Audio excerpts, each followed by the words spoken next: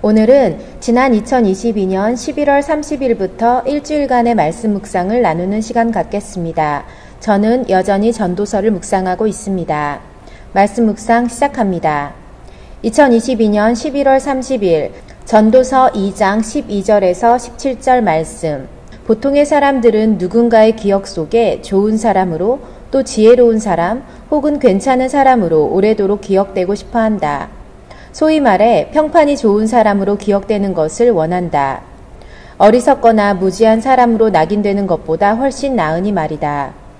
하지만 오늘 말씀에서는 지혜로운 자나 어리석은 자나 결국 사람들의 기억 속에서 잊혀지는 존재가 된다고 말한다.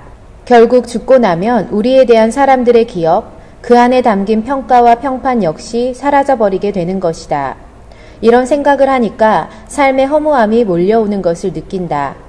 그래서인지 전도서의 기자가 헛되고 헛되니 모든 것이 헛되도다 라고 한 말이 나의 고백이 될 수 있음을 느끼게 된다. 그리고 이런 생각의 끝엔 결국 영원히 기억될 수 있는 방법은 없을까? 라는 질문이다. 마치 진시황이 영생하는 불로초를 찾는 것과 같은 마음이랄까? 하지만 시황제가 영생을 꿈꿀 때 영원히 살 수 있는 방법을 깨닫지 못한 채 결국 죽음을 맞이한 것과는 달리 나는 내가 던진 이 질문에 대한 답을 너무 쉽게 찾을 수 있어서 감사할 뿐이다. 영원히 기억될 수 있는 방법은 간단하다. 나를 영원히 기억해줄 대상만 찾으면 된다. 유한한 인간의 기억 한계를 뛰어넘는 무한한 기억의 능력을 가진 존재, 즉 영원하신 하나님이 바로 그 대상이다. 세상이 나를 기억하지 못해도 하나님은 나를 기억하실 수 있는 유일무이한 분이시다. 내가 궁극적으로 잘 보여야 할 대상도 바로 하나님이시다. 하나님의 기억에 새겨진 사람이 되는 것만이 나의 인생이 헛되지 않을 수 있는 유일한 방법임을 기억하려고 한다. 다시금 하나님 앞에서 나를 돌아보고 하나님 앞에서 부끄럽지 않은 사람이 되기를 다짐해 본다. 2022년 12월 1일 전도서 2장 18절에서 26절 말씀. 오늘 말씀에서 나 스스로를 반성하게 하는 하나님의 음성을 듣게 된다. 우리가 먹고 마시며 수고하여 만족함을 얻는 것은 그 어떤 것보다 좋은 일이며 기쁜 일이며 이는 하나님께서 허락하신 일이기 때문에 가능한 것이라는 사실이다.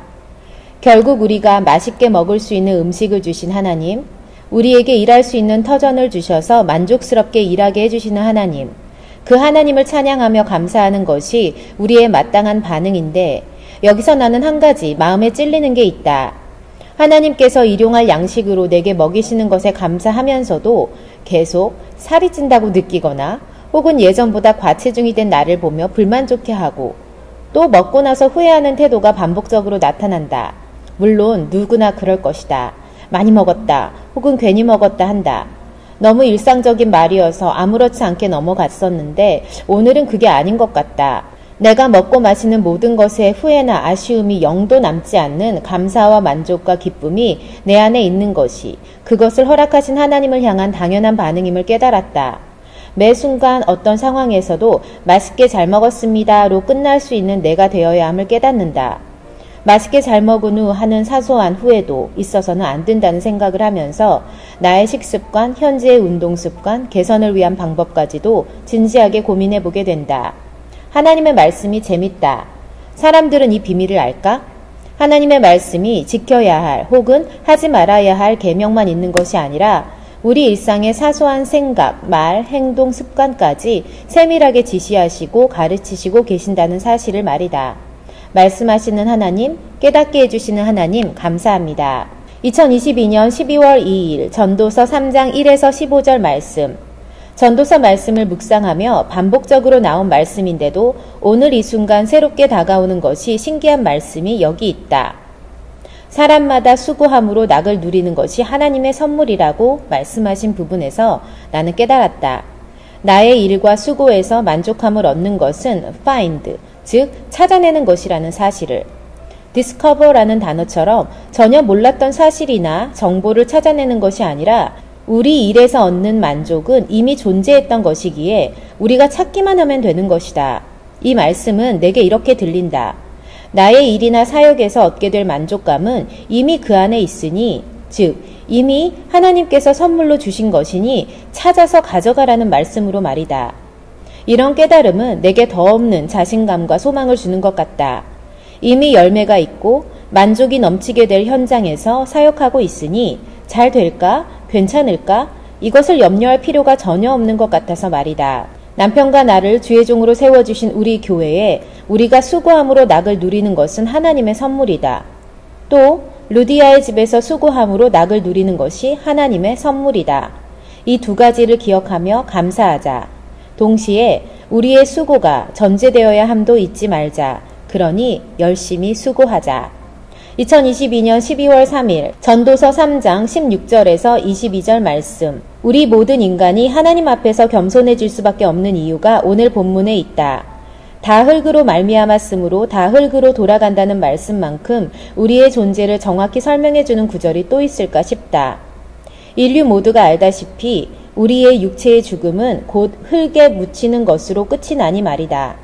한낱 재에 불과한 우리, 그저 바람에 후 불면 먼지처럼 날아가 버릴 만큼 가벼운 우리의 존재인데 인간이 대단하면 얼마나 대단할까라는 생각이 든다. 이렇게 생각하면 세상의 모든 사람은 빈부귀천 남녀노소를 막론하고 다 똑같다. 우리가 겸손해야 할 대상은 오직 창조주 하나님 한 분밖에 없음이 너무 당연하게 드러나게 된다. 또 이렇게 생각하니 소유한다는 것에 대한 의미도 사라진다.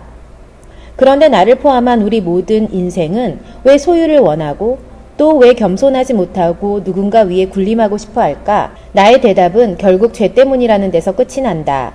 알면서도 그렇게 살지 못하는 것은 우리가 죄악된 세상에서 죄를 끊임없이 반복해서 짓고 있기 때문인 것 같다. 이 세상을 살아가는 동안 계속적으로 죄를 짓고 회개하고 돌이키고 또 잘못하고 다시 용서를 비는 일들이 반복적으로 일어날 수밖에 없을 것이다. 하지만 이 세상이 아닌 하나님 나라에서는 지금과는 전혀 다른 삶을 살게 될 것이겠지?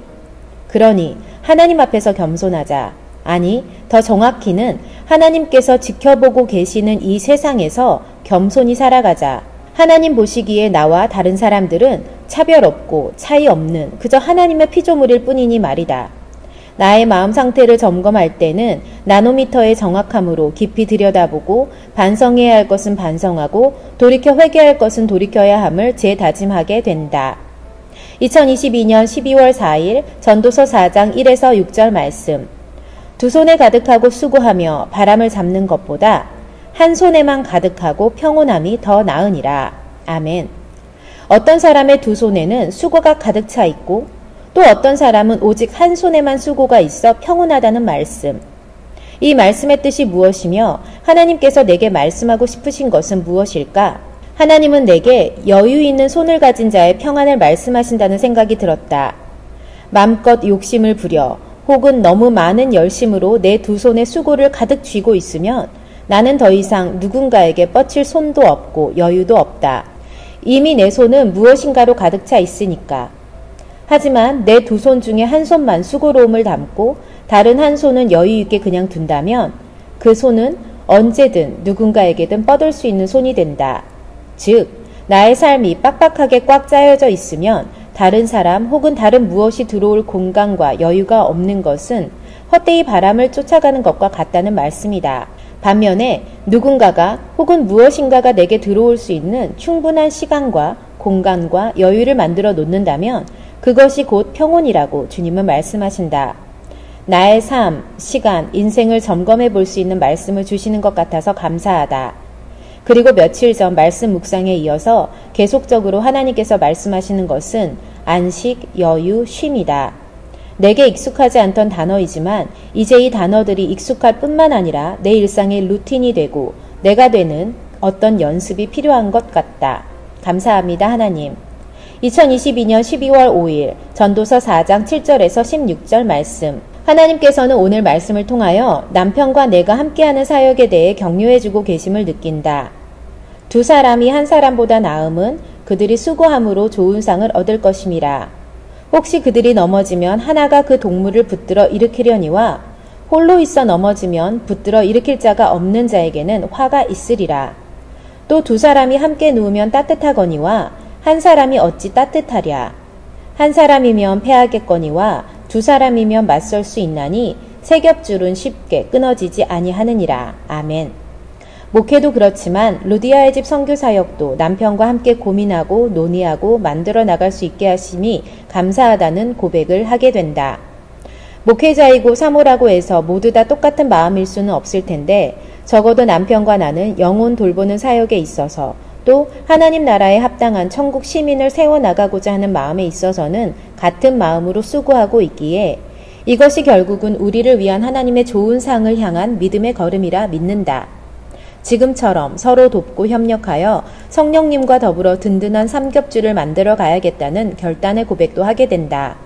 성령님께서 우리 부부를 인도해 주심을 믿으며 성령님 환영합니다. 인정합니다. 의지합니다. 그리고 모셔드립니다. 아멘. 2022년 12월 6일 전도서 5장 1에서 7절 말씀.